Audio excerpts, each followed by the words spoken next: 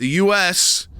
Unilaterally has now banned the import and sale of Russian oil and gas. In the remarks, President Biden offered no relief. The decision today is not without cost here at home. Putin's war is already hurting American families at the gas pump. Since Putin began his military buildup on Ukrainian borders, just since then, the price of the gas at the pump in America went up 75 cents.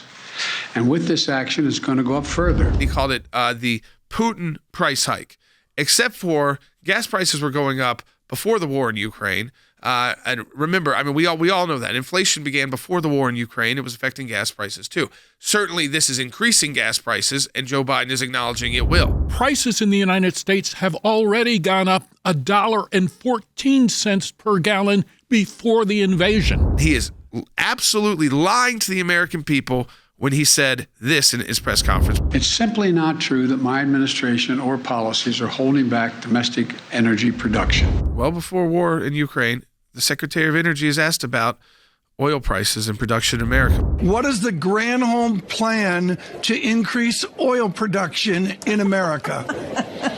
Oh my God, that is hilarious. Would that I had the magic wand on this. They do have the magic wand. Keystone Pipeline, decreasing. So I saw people in the chat saying, Jordan, the permit, it doesn't take that long. It's not that it takes so long to put these rigs in place. It's to get the permits. Even if you've got a permit for your land, you got to get new permits and all this studies done to actually get it done. You'd have to ramp that up, cut the red tape. She's the Secretary of Energy. But when you are dealing with Democrats, it's unreal. You are dealing in the bureaucracy that they love. And they love bureaucracy.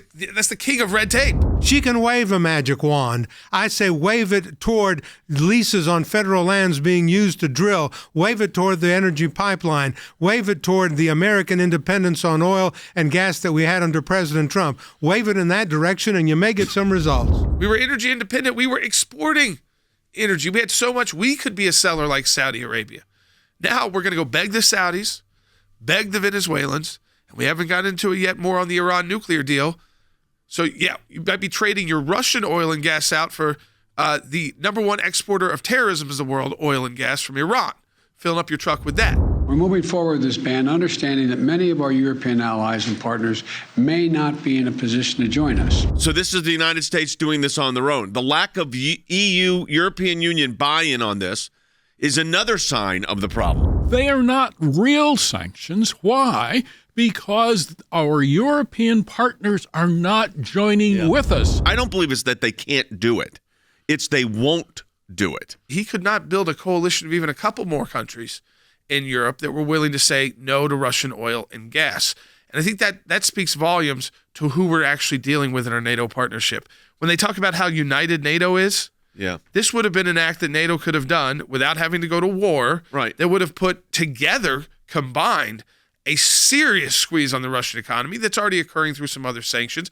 This was that remaining 1/3. A fracture in the Western alliance that is what Putin was counting on happening and indeed did happen. The president announces today, long overdue, may I say, that we are banning the import of Russian oil, but then he's got to clarify that and say, but not all our European allies and partners are behind us. He is saying not only that with respect to oil, but with respect to so much else. It was clear in the remarks this morning that new Green Deal Democrats own Joe Biden on this issue. He is not willing to talk about opening up Keystone. He's not talking about opening up actual new ready-to-go oil reserves. Not talking about, we got 9,000 permits. We're going to debunk all of that for you, by the way. That whole 9,000 permits thing is a joke. This crisis is a stark reminder. To protect our economy over the long term, we need to become energy independent. Transforming our economy to run on electric vehicles powered by clean energy, with tax credits to help American families winterize their homes and use less energy, that will help. And if we do what we can, it will mean that no one has to worry about the price of the gas pump in the future. The founder and chairman of the largest electric vehicle company in maybe the world, but at least the U.S., Tesla, Elon Musk, has said, hey, this hurts me to say because it hurts my company. We need to open up everything, nuclear, oil, gas, fracking. I mean, do it all because it's about America at this point. We were energy dependent 14 months ago, but it's also how they define energy independent. Energy independent is not based on oil, coal, it's the new technologies. It's the green new energy. And this is the problem. This is all would be a very interesting academic discussion if there wasn't a war in Eastern Europe. But there is.